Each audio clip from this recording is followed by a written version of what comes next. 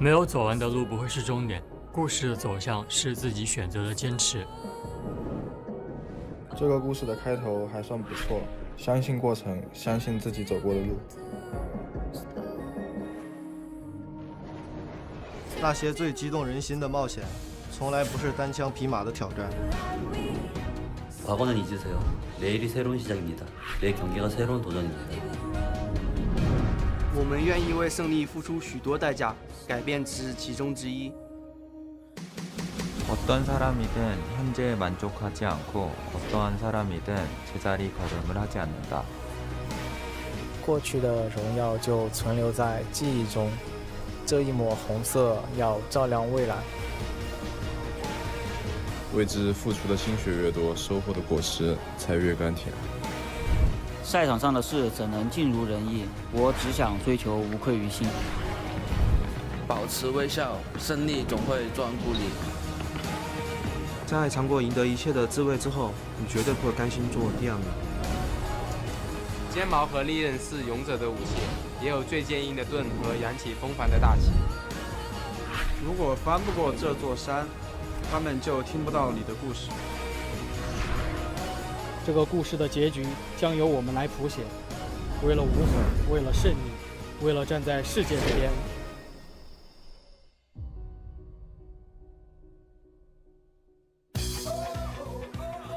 And welcome back to the next chapter in the LPL. It is week 1, day 4. We've had 3 days of action to see the LPL, 3 days to see the LCK, and yet North America and EU will be starting this weekend.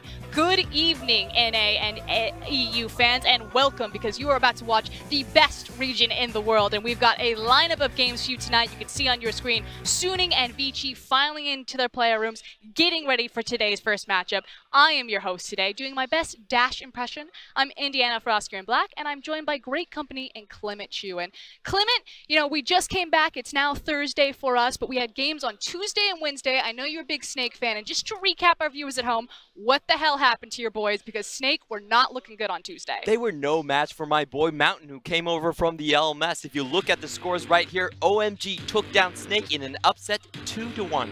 And likewise, it wasn't just OMG versus Snake, it was also TOP versus Rogue Warriors. And then on Wednesday, Invictus Gaming versus LGD, and BLG versus JD for another upset matchup. But let's go back. OMG versus Snake, you call this the meat grinder meta. Pretty much, we have a lot of low-range champions fighting each other, and for Game 1, it was all about Shelly's Yasuo catching everyone in that Baron pit. 5v5s are really important, and most of our series have been decided by big team fights. And this was a huge upset because it wasn't just Chelly, it was also your boy Mountain appearing over from the LMS, finally appearing in game number 3. He is known as the Bandit in the LMS, and he didn't allow SOFM to walk into his jungle and steal his stuff. He showed him up on game 3 and instantly killed all of those involved in that steal. And a lot of these names, if you're a longtime OMG fan, might not sound familiar, but one name should stick out, and it's Icon, our bad boy in the mid lane. He picks up the Cassiopeia, and he gets a sick ultimate over this Baron play. This is definitely the rock star of the team right here. Just wait for it, goes around the corner, out of vision, stuns 3 people,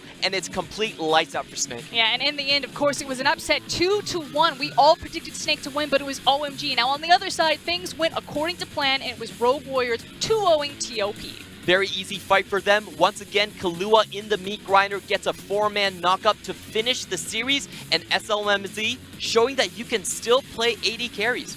And then likewise on Wednesday, BLG versus JD. We all predicted BLG, the Demacia Cup, strong contenders to take this series, but it was JD, one of the youngest teams in the LPL, showing up. JD definitely took a book out of BLG. They understood how to fight them with teamfight initiations, and even had a very good performance from players like Loken right here in another big teamfight happening in the Baron pit. And just watch Loken as he comes in late, but does manage to clean up the fight for a quadra kill. And that's a key thing. You know, normally when you're talking about JD, it's all about Yagao, but to see Loken pop off, pulling out the Kai'Sa, we've also seen Invictus Gaming pull it out, only spells good things for them. And this has to be the best team fight against a Protect the Common composition. Yagao silences Tahm Kench and Lulu with one skill shot, and they instantly snipe out the cock before the team can do anything, leading to a straight victory. Okay, so that's Tuesday and Wednesday. Big picture, though, taking a step back, we're on 8-11, and I believe out of the 16 games that the LPL has played, 15 of them have had an ADC. So people keep saying that this is yakety sax crazy, but is that what we're seeing in the LPL? I do have to put a caveat in that. ADCs are definitely still viable, and they're very important in team fights. However, only 4 or 5 ADCs have been played. We have the Draven, Lucian, Kog'Maw, and the Ezreal. That's pretty much all the ADCs we're seeing. So it's basically all about those champions that can use the Storm Razors and can use the Essence Reavers. Still no crit champions to be found. The different itemization coming through, but let's go ahead and check out the standings as well as today's schedule to get you ready for today's matchups. Now that said, we had some upsets. We had the OMG takedown Snake. We had the JD takedown BLG, but ultimately sitting at the top fat and happy is still Invictus Gaming 2-0. Definitely coming out the gate strong, but we do have to remember teams like WE, EDG, and RNG have not played because their players are still at Asia Games, so we'll be seeing them later in the week. Now that said, we do also need to cover our broadcast schedule because it's a new split for the English broadcast, and we do have a kind of peculiar schedule. Now the LPL does broadcast 6 days a week, but the English broadcast only broadcasts 4 days. So you'll see on the bottom of your screen the exact days that we broadcast. Tuesday and Wednesday are our Chinese streams. So if you still want to follow all the LPL action, just head over to Douyu or Panda TV and you can check in with our Mandarin casters. Now, that said, today's matchup, Suning versus Vici, and then we have FPX versus Snake over in Chongqing. The first debut we're going to see of both the team FPX and also SNG. And I have to mention, again, we're seeing another LMS jungler hop over here to the LPL in J-Team's Alex. But of course, we do have to start off with Suning and Vici. And the thing is a lot of people are building a lot of hype around Suning. You know, they barely missed taking their playoff chances. It was JD that crept in there just over the line. And unfortunately, it feels like Suning have kind of been sitting in the curse of just being in the tougher conference, that Eastern Conference, which is just so stacked with the likes of RNG and Invictus Gaming. Yeah, they definitely have it really tough in terms of the schedule, but I do want to point out that Suning had a brilliant early game in terms of the spring split. Statistically, they were actually better than Invictus Gaming, and they were the only team alongside with IG to have 3 consistently winning lanes. That's incredibly hard to maneuver. So I personally have pegged him with the highest potential out of all these young teams in the summer split. So the thing is if you don't know Clement, the thing that gets Clement hot and heavy are always stats and numbers. And so when he's able to make a statement like the better early game than Invictus Gaming, when IG were just slaughtering through the LPL, is quite a big feat. So on 8-11, in this crazy meta that seems to end between 10 and 15 minutes, you say potential. But what does that mean for Suning? Does this, buff them up? Does this insulate them to be like the next great thing in the LPL? So my idea of potential is you have the most room for grow. And that's true for Suning because they actually had the worst 20 to 30 minute stretch.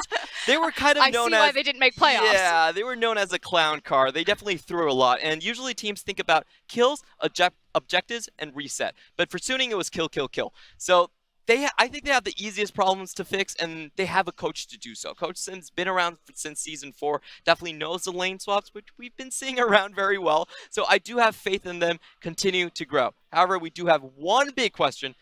Big question. Do you want to go for it? Okay, so the caveat is they don't have their star player Knight in the mid lane. Now, Knight was kind of the foundation. We voted him, I believe, Rookie of the Split over in the LPL. He's kind of the next big page in the LPL superstar talent in that mid lane, and now it's back to Fen.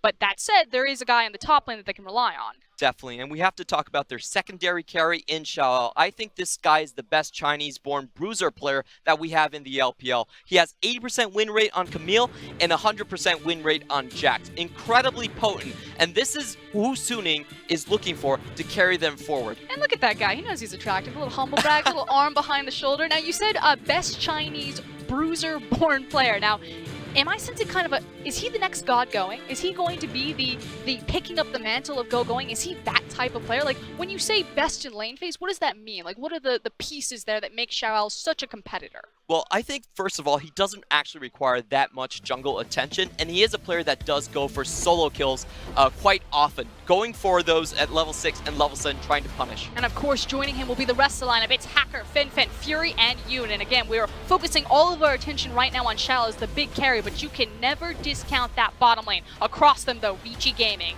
Audi, Swift, Fire Rain in the mid lane, Snow as their new AD carry, and of course, Caveman rounding out the composition. 3 new players that they did not have in the spring split. And I was going to say that I can't quite put my finger on it, but I think something's missing from that Vici Gaming lineup. Easy E? Yeah, Easy Hoon, Yeah, world champion. Now, that said, we do have to toss it over to our casters, but first, a quick word from Shao, the man himself.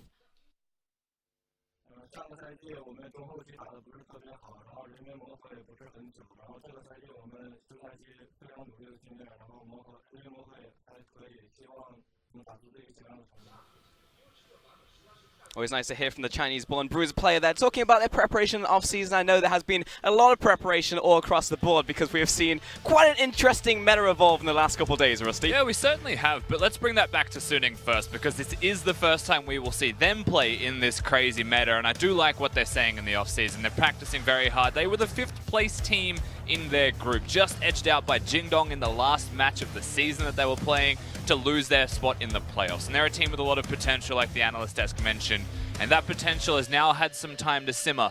They've actually had some time to continue to practice together in the off-season and fix what was going wrong. And this should be one of those games where they come in, first game of the season, and they smash Vici. That should be the expectation. I mean, the caveat to that is the fact that Suning in their very first split actually made it into playoffs in the first place. So a 5th place finish was actually a downgrade for them in their second split. So you're absolutely right. It would be nice to see them do a little bit better in this one. But they are going to face down Vici in this one. And Vici have actually not done too badly in their first game that we've seen so far in this split. As we get into Champion Select, we'll be Suning taking away that Camille. Seen her banned in every single game so far, and Zoe will be following that one for Suning. On the opposite side, it's going to be Lulu and Lucian joining them on the bench. Yeah, the Lucian bans, and you mentioned Camille being 100%. So is Lucian in terms of pick ban in the first 3 picks here. So never actually seen ban phase 2 or pick phase 2 either of those champions. Very high priority, and not as high priority as other regions. Rather higher here compared to other regions such as the LCK. AD carry still very prevalent in our region. True, we did start just a little bit earlier than the rest of the regions, though. That is worth noting. And Morgana will be the final ban there from Suning Gaming. On the opposite side, rather, it will be Rakan joining Lucian and Lulu for Vici, and Suning Gaming will instantly lock in the Taliyah. Now, we've actually seen many Taliyah bans, but when it actually comes to picks, usually it's open. People are like, nah, actually not going to pick the Taliyah. So I'm actually glad to see it come out here from Suning. Yeah, this is the first Taliyah pick that we have had this split so far. 0 picks, 13 bans. So it is nice to see that on the picks as well. From Suning with the first rotation, very strong, can flex. There's a lot that you can do with the Taliyah. And just in terms of jungle, clear speed, pressure, skirmishing, very strong. And I'm not surprised that Vici go with something that can answer that. But what I will say from Vici is I'm very happy they've gone for the Alistar as their first rotation here for themselves. Lulu gone, Morgana gone, and Rakan taken off the board. They prioritize a super strong support that can go with any AD carry still if they choose. Any AD carry, and also any Bruiser will do very well down there in the bottom lane. While it seems like the LPL has been trending less towards the craziness we actually saw on day 1 in the LPL, especially out of Vici, there is still a good chance that we see it in this game as well. Suning Gaming looking towards that Vladimir, which has been locked in. And if this Aurelia also comes out here, there is a good chance that Taliyah actually goes into the jungle. Aurelia can, of course, go to the bottom lane, as can Vladimir, so it's Flex City in this new meta. I know Papa Smithy has mentioned this, and I just want to echo the thoughts. I actually think that Aurelia's 3 best roles go in the order of mid lane, AD carry, support. So I actually think top lane is the 4th worst role for her right now, and you just don't see it in the jungle. So there is always a possibility. Don't discount it. Suning Gaming are the kind of team to go wacky and crazy down in that bottom lane. They could be flexing it there. Oh yeah, Aurelia is definitely not good into those Bruiser matchups for the most part, unless you're some type of Aurelia god, but mostly only really seeing that in solo queue. However, a pick that has been emerging very much recently is that Aatrox pick, which will more than likely go into the top lane here for Vici, and it still remains to be seen what FireRain's pick is going to be in the mid lane. And you can, of course, note that with the Aatrox locked in, the Jax gets banned away near immediately, so focusing towards that top lane as well, making sure that there's not something that gives a very bad time for Audi. Maybe wants the tank matchup up in that top lane, but he'd also be pretty content with the Aurelia, you would have to expect. So as it goes for the draft, Vici coming into the red side, ban phase and pick phase 2, with perhaps an advantage on what roles they want to get. And remember, they also get last pick for that bottom lane if it is going to be something crazy. Yasuo's still standing. Lots of focus there towards the top lane, as you mentioned, that Jax coming out, but also the Renekton to follow through from Vici. On the opposite side, Kaiser will be the ban there towards Snow, and Swain will also join that one. And it's going to be a Kennen pick as well. We have seen this before in the LPL in the 3 days that we have played so far in our first week of the Summer Split, but we're going to get to see it again here from Vici. And the Kennen was played in the AD carry position, so naturally the Kennen's still able to be a bruiser that does deal AD damage, physical damage, nice mix, has really good crowd control, and just works incredibly well with any supports that you throw down there that have CC for themselves. And Alistar tends to be the champion that fits that build the best right now in patch 8.11. Definitely the case for certain. Looking towards Suning, however, they will lock in that Ornn, and Ornn also found himself a very high appearance rate in the LPL. Seems like he's just snuck under the radar from many teams, but still managed to get in every single draft. Ornn's one of those champions, man, where like you can ban it away if you want, but why would you ban it when there's something else that's more important? And the interesting thing here, you'd be like, well, why ban Renekton and Jax when Ornn exists? Well, Xiaowao is actually just a god at both of those. He's a bruiser king, so naturally they get rid of his bruisers. If he's playing the Ornn, I'd still call that a win for Vici in perspective of what they actually get in the draft. It will be exciting to see how Suning play. Of course, their moniker has really been play fast, play hard.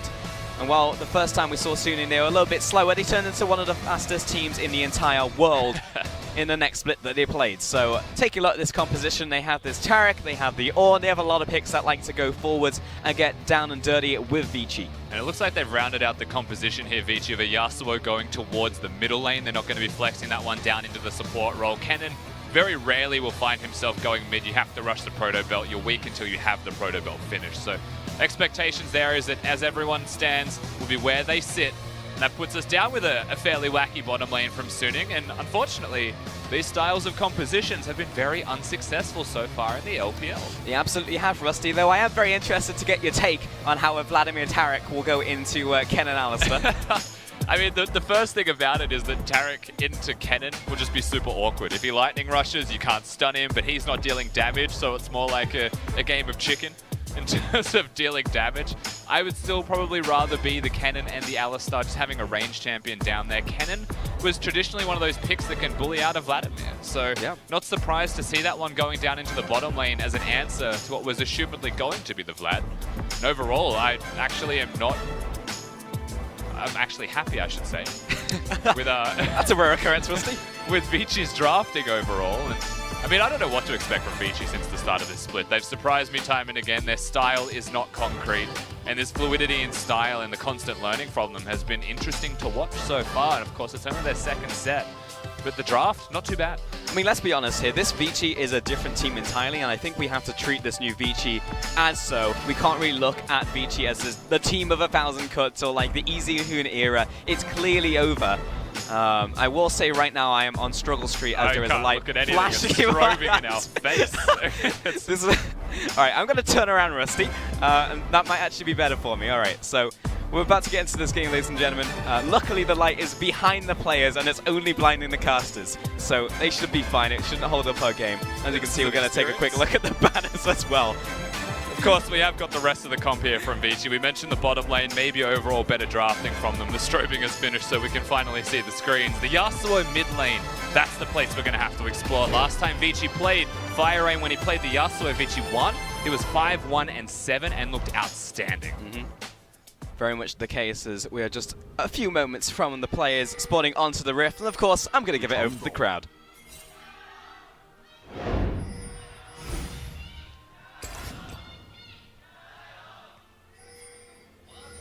Also, it took them a bit of time to rev up there. They was definitely trying to get on the same page. But I think that's probably my favorite sign that I've seen all split. Of course, it has only been 3 or 4 days so far in the LPL, but the LD sign definitely in the top 5. Absolutely. Quite clever. Most people may not even know that that is the brand. But either way, Vici, finished team composition. We've mentioned bottom, we mentioned mid. Let's just round out their comp before we go over to the other team Let's first. do it. We'll come back to the jungle and the top lane duo. Now, Aatrox, currently 2-0 in the LPL, hasn't been beaten, but mostly IG playing it, so that goes without question. They tend to win all of their games. Aatrox is a very good split pusher. And into a tank, when you've got the Conqueror, when you've got the Guinzu's Rage Blade, which is the standard first item, you just split push. You just keep going and you never stop. And they have to bring people up to you. Duke was doing this with IG. If he draws the pressure of 3 people to a side lane, he goes to the lowest priority area on the map. Your team then takes the highest priority objective on the opposite side, because they kind of have to bring 3 people to you inevitably if you go even in the early game. Well, sure, and I'm just taking a look at Hacker because he did start off his jungle path in the enemy jungle of Vici. I don't know how much information that Vici have over this. Actually, they placed 2 wards down, so they would have seen Hacker, leave his jungle. And it looks like Swift is actually just going to clear his walls and move towards top side, maybe go towards the Raptors as well, as a Nocturners want to do. Though it looks like he is pathing down to the bottom side, which, again, has been warded by Suning. So we'll see if there's a reaction here. Yeah. Firing does have control over mid lane, however. So Swift, of course, playing reactionarily to Hacker's level 1 invade, 3 members going to the red side. So just vertical jungling, ideally. Tragic. From both of these teams. Yeah, you can't trust the Scuttle. He's going to juke you every single time. But you can see Hacker, priority goes towards the Scuttle Crab, and rightly so. Wants the gold, wants to get rid of that spawn and get it out of the way early. Also, just giving extra control through the river means you don't have to place as many wards over that area. But you know full well what you're sacrificing here. And Swift, he's taking the maximum. He can even get the Raptors. Took a bunch from that. Also had Caveman roaming up as well towards the jungle. Also worth mentioning that as Caveman just jumps in the bottom lane, tries to put a bit of pressure down. That's a bit of a tongue twister, but Snow's going to do the same with him. That Caveman, I'll say, like, he's had some stellar performances on Alistair, stellar performances on the likes of Bard as well, but you put him on anything else and he's probably going to take a trip to Feed Central. And that's exactly what we saw out of Caveman the other day, but landed multiple 4-, 5-man knockups on the Alistair, so excited to see what he can bring to the table this game. Yeah, the Alistair in particular was very clean from him. Surprisingly so, you might even say. His mastery of the flash pulverizers with the Yasuo running around in the team composition was that added extra. And when you look at the AoE that Vici have got as a team, if the Alistair goes forwards, not only is the Yasuo there, oh, hang on. There's the setup there from Xiao Ao. Aldi does have his passive up, so it means that Suning don't really want to go for the all-in dive right here, but to burn that passive would be nice. There is no Swift on the top side of the map. This is still safe, and Aldi knows he's going to have to try and escape from this one. Yeah, the passive's completely gone. Talia's still going to hang around. Aldi's playing with fire.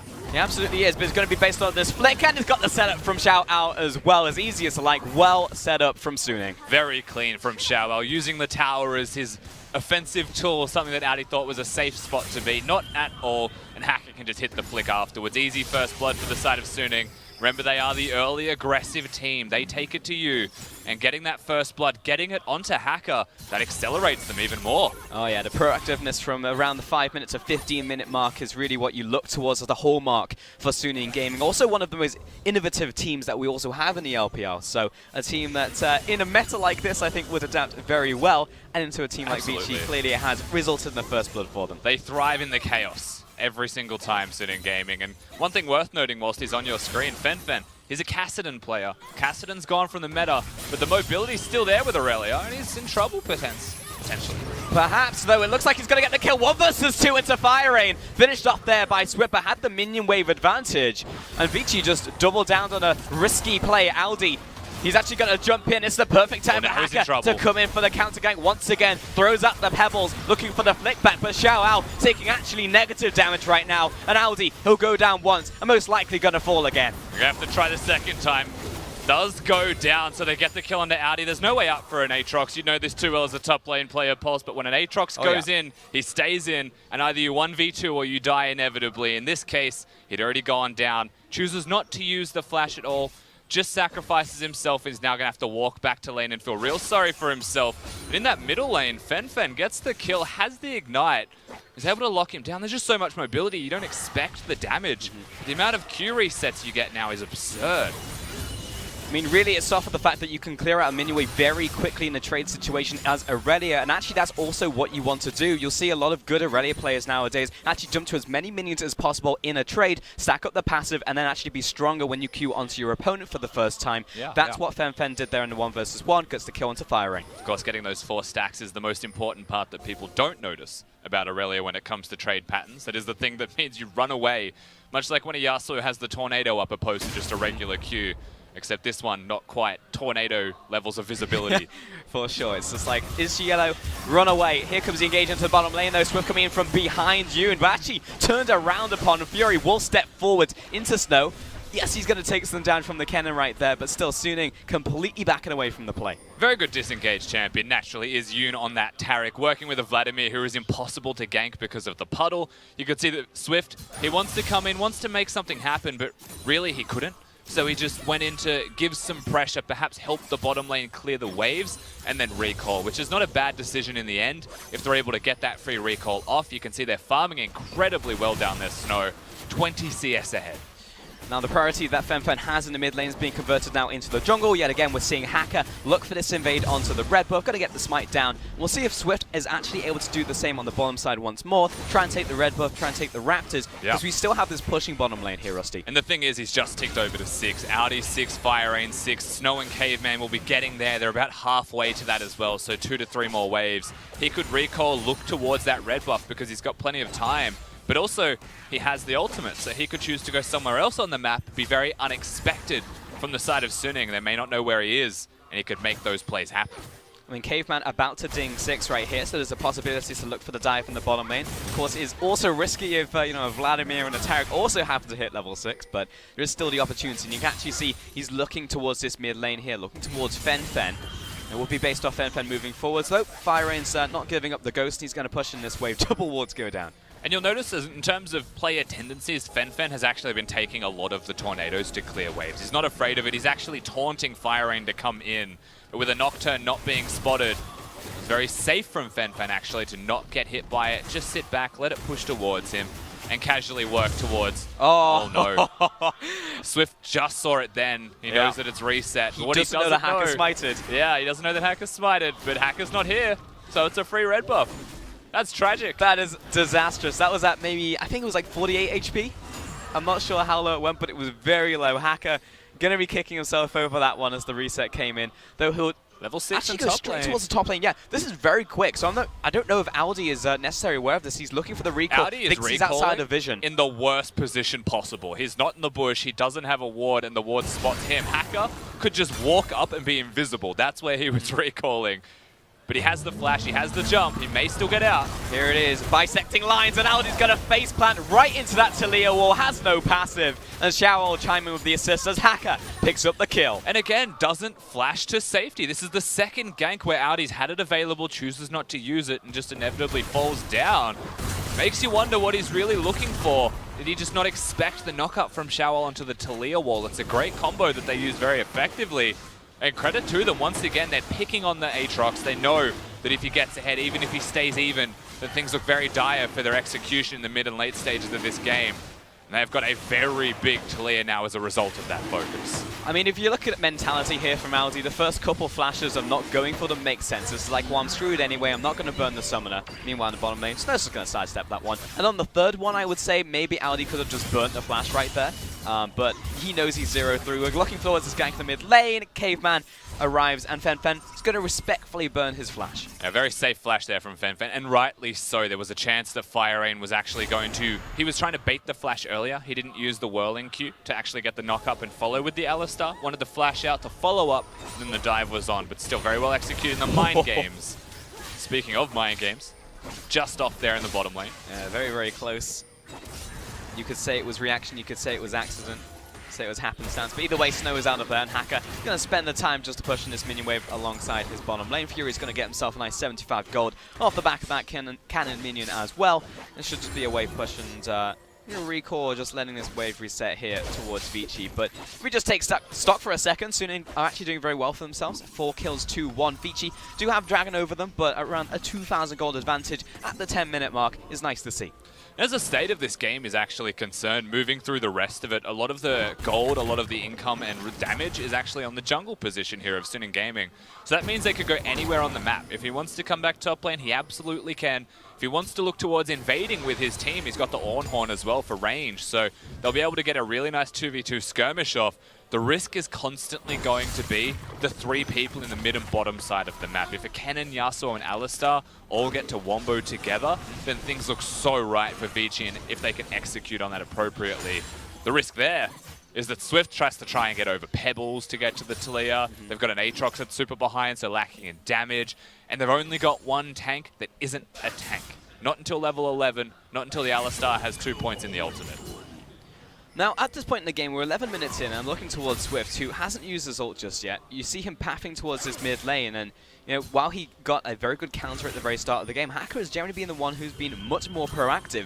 This may be the first thing we're actually going to see here. The knockup comes in right into the final breath, into the ultimate there from the Nocturne. He's going to get the kill. Caveman even chimes in, wants the assist. He roars as he doesn't unfortunately get one, but there's still going to be a nice usage of the ult. Even the second journey from Caveman from bot to mid, they are trying super hard to get this Aurelia behind, now 1 and 2. But more importantly, they start to get that Nocturne on the board. They start to get that Yasuo getting ahead, and that looks towards objectives potentially as an option. But they've already got the Dragon, so that's not a concern for them. The Herald has just recently come up that they could look towards. Right now, bottom in trouble. Nice flash forwards. That's going to be the double stun coming down. Snow's going to activate the defensive ultimate flash over the wall, but he's tagged by Fury. Another flash from Caveman, plus the ult is running. Sidesteps the flick. There's still going to be 1 kill over the Suning once again. Everyone too busy dodging the flick to actually get themselves out safely. So nice kills down in the bottom lane. Correct use of the Talia. Going between lanes is Swift. Flash forward, Swift sees his prey in his sights, gets the slow down. No matter on that guy, 500 gold in the bank. Lethal tempo Nocturne, everybody. So much damage comes out once he gets that fear off. No flick to be there to save the Talia. The Hacker goes down. Everything gets corrected once again. The ship is right at its course. Set for top lane. Oh, 1 versus 1. Here comes the Ornhorn flying through. He's going to be battered by the town. Aldi has the passive up. He's going to be knocked down, but this is going to be a 1 versus 1. Where actually, Aldi chooses to back away. The correct decision actually from Aldi there. He was at risk of dying. Maybe could have got an extra heal off, but it had the damage sorted out as well. So wasn't really looking for that survivability. Just chooses to recoil. He may teleport back towards top lane regardless. We'll see how much he can actually purchase with that teleport, because it doesn't look like he's a rich man. Yeah. Note this is the era of Aatrox maxing E versus maxing W in lane, so you better know if he was maxing W and had the heal ready to go, he was going to go in on that. But having maxed the E for the lane harass and the poke and the wave clear, not going to be the case on that one, though. If I was a betting man, I would have gone for it. Talia can barely get auto-attacked and clear entire camps. That just looks way too fun. Yeah, I mean, just the fact that Talia is a jungler nowadays is just feels a little bit strange, but she does it very effectively. Aldi will just back away in the top side of the map as well. And plus the fact that Runic Echoes is strong right now as well is just a nice thing for Talia. And note that whilst the trade was close top lane, it's still Audi that loses in the end. The teleport's being shared between top laners when Audi is 0-3. His tower's still being pushed in. Ornn's still keeping him there. There's no real utility that can come out from him whatsoever. And that means that the turret will inevitably drop. And that's a bad thing for Vici. Almost completely, that opens up the map for dives top lane. It opens up the map for lane swaps or from recalls, honestly, from the Ornn, who doesn't need teleport to show up in other lanes then. You can see him even now, leaving towards the river, placing some deeper vision to stop the Nocturne from getting ganks off, maybe even there to counter gank. Going towards Suning though, it's around 15 minutes and they are all grouping simultaneously towards this bottom side of the map. Dragon is spawning in around a minute from now, so this is set up vision. Surely Vici will not push up too far in the bottom lane, considering everybody is off the map here from Suning. Swift knows it's happening, but again, preemptive ward ahead of time from Suning. Seems like they are multiple steps ahead of Vici every single play that they try to make. Hacker and Fen coming in from around the side. They found Swift. Instant flick comes out. Here comes the spell shield, but Fen finds the kill. 1 versus 2, but here comes Fury with the assist. Fire walks in, walks out. 180 done by him. That's 3 kills to Suning. The follow through out from Hacker as well, and he face plants the wall. Great win wall from Fire Aim, but just to disengage, it was so much better from Suning Gaming. They had the vision in place. They get the pick before a fight could even start. And even with nearly instant reactions from Caveman and Snow in an attempt to save their jungler, there's no saving him whatsoever. So Suning continue to push forwards. They continue to grow a lead. The early game LPL team, believe it or not, still very good in the early game. Absolute shocker. I mean, Vici definitely showed their propensity to move towards more innovation in their drafts and in their playstyle, especially the fact that Fire Rain is in the mid lane, 2nd series in a row. No easy who to be seen. You know, this is the team changing their identity, but you're right, Suning Gaming, this is them changing their identity. This is them doubling down and refining an identity they already had, and you can see that in this game. It's very clear that they know what they're doing. And we said if anyone's going to be able to innovate, bring out something different, it would be Suning Gaming as a roster. Of course, you get to see what happens here with the dive. Caveman, the headbutt was good, trying to separate Hacker from Fen. Maybe they get a pick, but they'd already lost a member. They'd already lost the damage. There was no chance of getting that whatsoever. So back it up. Maybe look for the disengage. But then the Vladimir just walks through the turret, finds them all. and nails it. I mean, this is a composition from Suning that does very well when ahead, right? Like, if this falls behind you, like, ah, well, we're probably on a struggle streak. We walk forwards with people that maybe one guy wants to be a tank and Yoon's not tanky enough. But the fact that everyone does so much damage at this point in the game, it just doesn't matter. And let's even, you know, there's only 4,000 gold the difference, but Suning Gaming have invested 1,200 gold into stopwatches, which means they're looking to accelerate the game even further.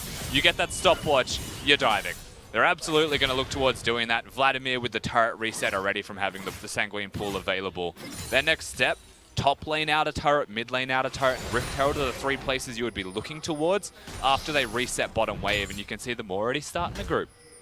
I will say so far, I've been impressed by Fenfen's play on this Aurelia. You know, as we were saying before, he was essentially a Cassidy one trick. And when I say essentially, he was a Cassidy one trick. And it took the league way too long to acknowledge that he was a Cassidy one trick and got away with it way too often until he got to around just before playoffs and it's like, wait a minute, this guy literally only plays one champion, bans it out and it's like, all right, sub him out. It was just such a weird thing to watch because you could look at it now and in 2020 hindsight be like, man, they should have banned that Cassidy. But every team that plays against a Cassidy is like, how does he win? Cassidy's not good early. We just win till 15, and miraculously, he still finds a way to win with the champion. So it was more 5 weeks of discovery of like, can we beat? No, we can't. We have to ban it. I mean, it's a concerning stat when you're sat in week 8 and for some reason Fenfen's only played like 8 games but won 7 of them on Cassidy. It's like, why? Why is this? Why are we like this? Vici's going to find themselves a tower in the bottom side. Mid lane is about to fall as well. Here comes Shelly. She's about to charge angrily into the tower, and the team's there as well. 5 members strong plus the minion wave. Seems like Vici not all gathering around this tower. This is a little bit concerning. Now Aldi is moving in from the top lane, and only now Snow is coming out from base. This is going to be at least another tower here from Suning, though they are actually paying a lot of respect to Vici as they come in. They get them to disengage in the end, but the damage is done on that turret. Just a stone's throw away. One more push where Vici aren't there in time, and it will drop down. So naturally, you watch the progression of this last 2 minutes. We said they should go top lane, they should get the Herald, they should get mid lane. It was all secured. No contest from the side of Vici. They can't really bring the Aatrox to fight regardless. He's too far behind. And they don't want Xiaowel to be there on the Ornn. But when the fight started to move towards that side of the map, well, they had no choice. And it seems like they just chose the safe option. We'll sacrifice an extra couple thousand gold. Now it's 5,000, not 4. That's not too bad of an outcome for Vici. The risk is what happens now. Will Suning be able to play effectively around a Baron up in 50 seconds? Or will they throw it all away and give Vici that one in that they need?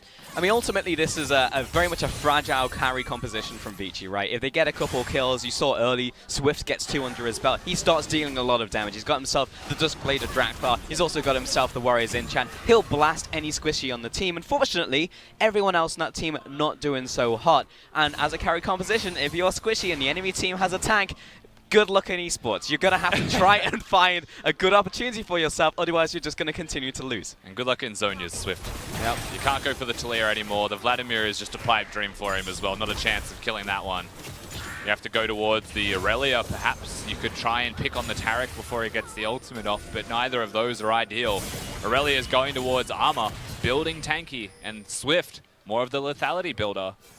It's not good for them coming forwards. Their team composition when behind starts to really suffer. The Cannon's AD, so they don't have pure 5v5 prowess. In fact, they want a 1-3-1 split push probably at this stage.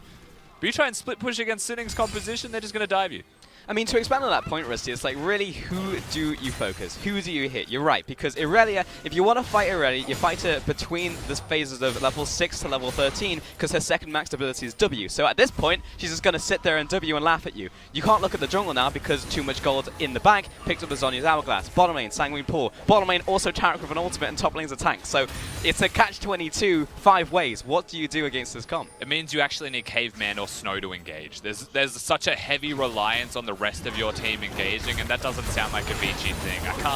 I can't picture Caveman engaging successfully with the team composition still getting a victory, but what you need is for Caveman to go forwards, force a stopwatch or an Hourglass or a pool, and then go in yourself as follow-up damage. And that is a lot of reliance on his team when you're meant to be one of the star players in Swift. Now, when in doubt as a top laner, everyone keep note. As a split pusher, carry on split pushing until the end of your days. And that's what Aldi's doing, I respect it. Keep pushing into the bottom lane, at least draw someone to you, at least draw the enemy TP towards you, because, as you said, if you join a team fight, if you join a skirmish, you're probably not going to be offering a whole lot, but you can be you know, a glorified minion in the bottom lane. And you can see it now. Yasuo's top lane, Aatrox running back down towards that bottom lane, but that leaves an Alistar, a Kennen, and a Nocturne as the 3 people that Sounds have like to the try start of a bad joke. Yeah, they walk into a bar, no one wins. It's a risky position, in other words. And if I was Hacker, you get that flank, you just Talia wall them together and say, let's dance. I think we're about to be dancing shortly though here, Rusty. I see 3 people from Vici in the top lane sitting in a brush, looking towards Fen. There's, oh, Caveman's cooked it. Here comes Swift as well underneath this tower, follow through as well. He's got the damage though. Where's the dummy from Fen? Why does that fear last for 17 seconds? Hacker's looking at this bush now with Fury. The rest of the team's closing in. Teleports They're behind the tower. Kennen's coming in from the river as well. And Vici caught between a rock and a Stuning place. Oh, flash over the wall. Fire Rain. No, he's going to take the pebbles to the back of the head. Swift and Caveman on the run. Snow sees him over the wall and sends him a final farewell. You didn't really want too much part of this, and Caveman says, guys, I'm sorry for the flash head, but I'm going to cause Sudoku and kill myself. Snow just gets out of there as fast as he can. Caveman has to be a necessary sacrifice. They'll get the kill, you take that, but there was still an outer turret standing, so teleports just come next to the battle, and they're locked in place between structures. They lose the team fight. You can see the desperation from Vici to force that fight at all, and kudos to them for forcing it, doing the correct thing. I think sitting around for another 5 minutes was just guaranteed defeat. Now they go over to the Baron Suning, and Vici, the jungler's alive with Flash. They have vision temporarily. This could be it. Here's the TP out from Aatrox. Swift over the wall. He doesn't have Paranoia, but does have Flash. He's got the Blast Cone as well. There is a chance. He does see this one resetting. However, Aldi taking some punishment out from Hacker, and Suning very rightly back away from the objective. Unfortunately, Aatrox, Audi in this case, didn't need to use that explosive plan. That was a really good entryway for Swift to get into the Baron in forthcoming fights. If that was a place they were going to focus, but we get to see what happens in this top lane. The flash headbutt, whoops-a-daisies. Not quite ideal. You got to press Q in between there if you want to pound them into the ground. But Swift has got it unlocked. He's got a lot of damage. Again, lethal tempo Nocturne is nasty. Oh yeah. But from this point, Fire Rain actually does a pretty good job of trying to disengage and escape. But that last little pebble from Hacker is what it takes to get the kill. So you can see it here, pretty smooth. But hits the Q. That was the kill. And that was just a chase down from there, yeah. Alistar just offering himself up as the sacrifice. The Fire Rain will eventually knock down the top tower. Suning Gaming, really at this point in the game, what is one tower to a team who is around 5,000 gold ahead, 10 kills to 4, and has a Mountain Dragon, and is still pressuring around the Baron. Still waiting for that Baron, though. True. The gold hasn't actually stretched anywhere from 5,000. We have found ourselves stagnating just that little bit here in terms of control of the map, but this is that moment where Suning can power play. They've got no teleport on Audi, Vici. Their top laner, who's going to be split pushing, can't actually come to the fight and help. But when you look at Vici's vision control, Suning are not prepared to do an objective right now. Look at the Baron area with the control ward focus. My god, there are wards everywhere. That's nuts, actually. Oh yeah, I can hear Illidan laughing in the background. Like, I don't know what Suning Gaming are looking towards. Well, they're looking towards the Dragon right now. And Vici, you're right, this is a point in the game where, you know, we're under no illusions. It's Baron or bust. You know, you get the next Baron from Suning, you're probably finished. If you get it from Vici, then, hey, you hold on for another 10 minutes and then suddenly we have an actual game on our hands. But it's going to all be around this objective. And for now, Suning are going to find themselves the easy objective in the form of the Mountain Dragon, which will make it easier for them to go for the Baron. And of course, not to misconstrue what's happening, Suning's still well and truly in control. And the things that we're looking for Vici is, obviously, if you could steal the Baron, that'd be splendid. But you need one more item for Audi, one more item for Fire Rain. The Guinzu's Rage Blade is what you're looking at for Audi. Once he's got that, split pushing becomes more of a breeze. All of the heals or all of the W procs either way, all of the time. And for Fire Rain, that Infinity Edge, once he gets the crit chance up to 100%, serious teamfight threat because he does legitimate damage consistently. I mean, Vici are trying to set up on Aurelia once again in the top lane, but haven't really committed to anything, and as a result, you're seeing Suning shove down the mid lane and actually look for an engage onto the two members who are trying to ambush their Aurelia. So here comes Hacker. He's going to line up the wall. The rest of the team, however, not quite in position in time, and Talia's wall doesn't last quite as long nowadays. So Vici will get away with it, though this tower is now being sieged in, and it's just this push and pull, and mostly push from Suning. And most importantly, look at the wards that have now been replaced by Suning. They've cleared everything out from Vici. They now control the red red side quadrant of the jungle. Vici, no entryway to the Baron safely, especially with the mid lane outer turret gone. So this is exactly what Suning should be doing. You play it slow, you now control mid-wave, you get priority on the middle lane, and then you run over and get picks, or in this case... Or you just find yourself at Alistair, who he definitely ulted in there, by the way, but you wouldn't have known because Fen just blew him up, and it will actually be Xiao coming in with the kill credit there. There goes the one tank of the team, almost like he wasn't a tank at all. Nope. And they pushed forwards, not even going to the Baron anymore. They look to Siege instead. Caveman never asked for this, unfortunately, and it's 4 versus 5 Siege. Best of luck to Vici. Many sane teams would just back away from the inhibitor, and many Vicis would actually just get caught in the push. Here comes Suning Gaming, battering down Fire Rain, tries to escape with the last breath, but indeed it will just be his own. And Suning will look towards this mid lane now, knock down this tower. Don't need a minion wave when you've got yourselves a Xiao Ao. And Vici will just lose themselves an inhibitor. Yeah, look at the inhibitor. They could even disengage and walk straight towards the Baron if they would like. Now they've still got control of the area, and Yasuo being gone is a major threat gone when it comes to team fighting. So very well done from the Suning Gaming roster. And I can say this definitively, Pulse. If there's one thing I've learned from the VT side, it's that Fire Rain is very good at getting himself out of sticky situations that he shouldn't be in. So like, why is he there is obviously the first question, but the way that he can get himself out of those is super impressive. I mean, you just have to reverse cut the tape, right? You don't show the lead up to the play, you just show him in the play. And you're like, damn, that was pretty good. I mean, he's a magician, man. He's the true Houdini of the 2018 era. Fire Rain. Unfortunately, he's 2-3-1 and irrelevant as Yasuo. However, there is a good chance for him to do well in future games, just not this one. No, not at all. And still the safe approach here from Suning Gaming. Fast in the early game, always known as the early game team. Their mid to late stages of the game haven't been that clean. There's a reason that they finished 5th in Spring. Jingdong able to close them out with better team fighting in late game. Something that you want to see from Vici, but the composition doesn't really speak towards me as a protect the Cogmore late game scaling composition, though they will have late game damage. It will be there, but they have to perfect the execution with a gold deficit. It's so satisfying just watching Aurelia dash over backline minions. But no, for Suning Gaming, I mean, they are the fast and furious team. That was a pun on the AD carry's name. But when you get to the late game, they just kind of run out of fuel. Though Caveman, if he just instants to the top lane, that's also going to be welcome for them. And they'll just find themselves an Alistair and probably find themselves a Baron as well. Fair enough. You may be wondering, what is Caveman doing there? I don't think even Caveman knows, to be honest, Rusty. Why am I here? I don't know. Vici are also on the bottom side looking towards pushing. Suning are now like, well, let's just push top lane, get ourselves an extra turret. The inhib's already gone, so threaten the second one. Force Vici to recall. I still don't really know why he was on that solo mission. Caveman's just like, I'm going to do me a cat and just run at their opponents and just make them assume there's a team behind me, even though they're in full vision in bot lane. But yeah, unfortunate. And this is on Alistair as well. You know, we said this at the start of the game. Caveman has 2 modes, feed or be the hero. This one is unfortunately the former. And in the top lane, Suning are pushing towards this top lane tower. Snow going to get the stun down onto Fen, but this tower's not long for this world, nor is this inhibitor. Vici sitting behind this one, 1 versus 3. Oh my god, the Equilibrium Strike was sick coming out of Fen. He's dead now though, but that was a nice lineup. Here comes the Nocturne ultimate, jumps in, Swift is out, he actually goes into a stopwatch and Fire Rain, 1 versus 3. Caveman's back from the dead, and the TP finally coming in as well, cancelled. Actually, hang on, what are you doing, Snow?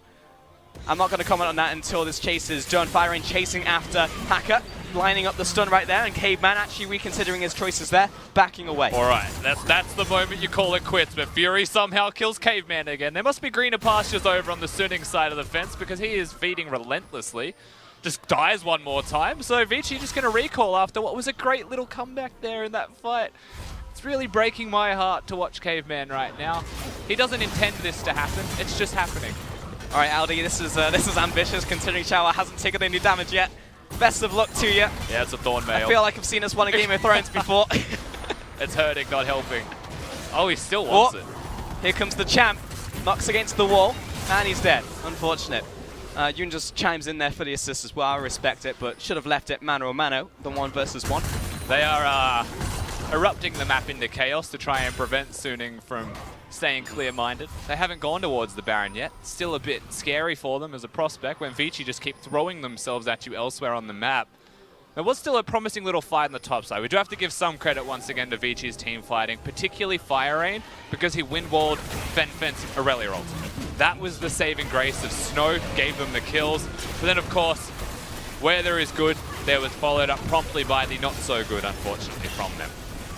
Well, indeed, Caveman's going to get himself a ward, and Suning Gaming are going to get themselves a Baron. We'll see this one go down, and there is no escape. Snow, I saw it. Snow teleported maybe 5 Teemos in front of him from base to a ward in his base. So I'm not going to let you get away with that. It was off camera, but know that I know. And now people are going to rewind the VOD and see it as well. So there you go, Snow. Oh no. You don't have to bring attention to it, you know? He completed the teleport, Rusty, that's what I'm saying. A fight was going on, and he was like, I'm going to teleport from A to B. Was he getting home guard? Like, was he teleporting from the fountain? I don't know. He's Maybe also that's AD. We're going to have to rewind the CCTV footage. Oh, Aldi! I don't know if you've seen the Magic Roundabout, but that was some Brian stuff right there that I just saw. This inhib is very likely to go down also from Suning just pushing forwards. Too much pressure. Baron also, now that it has been secured, lets them push relentlessly. And with that Taric ultimate, they wouldn't be too afraid of diving, and they are a team that loves themselves a dive. Oh, Fire Rain going to be caught off of that one right into the flawless duet. And Fire Rain, oh! You're absolutely right, Rusty. He does find himself out of those sticky situations. Audi and Caveman in a 2 versus 2 in the midst of this fight. Snow in the 1v1 against Hacker, but it's going to be a timeout. No one's having fun with Snow right now. They turn this one around, and Yoon, he's kind of dancing back and forth. Doesn't know what he wants to do. Aatrox is down. Oh, the flash forward from Yoon is beautiful. They're going to finish off the cannon. And Swift, he's going to find himself a Swift death as well. A 5-for-1. And Suning Gaming look for the win. Suning Gaming will get themselves the victory. 32 minutes on the clock. It feels a bit longer than it was, but still relatively clean from them. Nexus goes down. Suning take game 1, and honestly, it feels like they were just having a little bit of fun with their food towards the end of the game. And Vici have a lot to learn. I really did like the idea here from Suning Gaming, though. They could go towards the Baron if they wanted to, but why take an unnecessary risk in securing the objective when you can slowly and incrementally increase that lead to an unsurmountable amount for their opponents, the Vici, to come back from? Time and again, if they just control the vision, and they did control the vision, make Vici come to them, get the pick, follow that up with the objective. They played it out very nicely. Fully agree with you. And also, Vici were happy to comply as well, constantly throwing themselves into Suning. And you've got to respect it to a certain point when you have composition like this. Keep trying to find those plays, keep trying to find an into Suning's defense. If you do, hey, the game's going to turn around, you find yourselves a Baron, and suddenly you are back on the board. Unfortunately, in a game like this, it actually went the other way. It continued to snowball out of control. But 33 minutes, reset, get into the second game. This is the best of 3 after all. We are the LPL. So Vici, there is still a chance for them to come back into this series. Absolutely, and credit to Suning first and foremost for getting the victory with the non-conventional bottom lane, something that we don't often see in the LPL. They're able to secure that one for themselves, so very well done. Fen in the mid lane, the one place that was trying to be focused, still gets the trade kills, and Hacker with the early ganks. And honestly, it was good from Suning Gaming as a team and as individuals to get that victory. For Vici on the other side, I think it's a mental reset above everything else right now, because they were having a rough experience. And for anyone else, it would definitely be for Caveman, because it was a great game for Caveman. It was also on his signature champion of the Alistar as well. You either have Alistar or you have Bard, and unfortunately it was one of those. So I think we're going to Bard next. Yeah, I think so. I think that's what it's going to have to be. Either way, we're going to send it over to the analyst desk to take a look at that game. Best region in the world, everyone. I think that was some top tier. You know, it's been a while since I've seen a Clown Fiesta of that type of game, because I feel like Vici, maybe a little bit of a stage jitters there or something like that. I mean, this is a brand new roster, not a ton of experience on the stage, and it just feels like mechanical mistake over mechanical mistake. I just want to say that they are the bottom team of the LPL. They have been since the last split, so this is not representative for all our teams. But again, go into the ban picks and talk about it is the idea that counts for these team compositions. So my mother tells me every Christmas. She's like, it's the thought that counts, right? It was the thought that counted in Champions. Like, so what's the meta? What do these comps want to do? And tell me why it went out like this. Because we haven't seen, we've seen primarily 80 carries. Look, Clement, we don't have any 80 carries in this game. Yeah, so back to the meta, it's all about the 5v5, but there's 2 ways you want to play the 5v5. Over there in LCK, we do see it's about getting the first kill on the team. So you have strong initiation, you have burst damage, and this is like what Vici was... Yeah, Nocturne, especially. That's the most played jungler they have there in the LCK. And this is what we see Vici going for. On the flip side, what we see from Suning is still a 5v5 comp, but they're about counter initiation. They're about AoE, and they're about CC. So when the enemy teams comes into them as a 5v5, there's actually very little chance that they will get a win win unless they pick a member. And I am going to bust you real quick, because as you were watching this champion select come out, you were just like, Vici are going to win. I made the wrong prediction. I'm predicting Suning. Why did I back them? And then over the course of the lane phase, you started to change your tune. But why were you so against Suning's composition? Because you just said, you know, you got the 5v5. It's a meat grinder meta. You tried to engage into a Vladimir Tarek combo. Like, what are you ever going to do? Yeah, so the reason I actually liked Vici's composition, it was I felt like they had an easier composition to snowball out of the early game. If you look at Suning, if everything kind of like stayed still, then the Nocturne could have snowballed a couple kills, and that could have been a threat. And of course, Aatrox, if he held his lane on his own, he would have been a split port threat as well, and they could have split Suning's composition and picked it off one by one. Of course, that didn't happen because of the laning phase. Yeah, so that's the game plan. Now, we do have a bit of a package here, and again, Audi, we are so sorry that you had to be the sacrificial lamb here, but you were the sacrificial lamb 3 times. And Clement, you know, how much of this, when your top laner is 0-3, is the team's fault for not backing him up versus Audi's fault? Okay, so the first 2 kills, definitely Audi's fault. The first 2 kill you saw there, he saw Talia there. He had a teleport. He knew his jungler wasn't there. He stayed underneath the tower without any stacks and died. That's inexcusable. Second is about the wave cleared. And by now, it is the 3rd time he gets killed in the top lane. This shuts down any chance that Vici has for splitting up Suning's composition.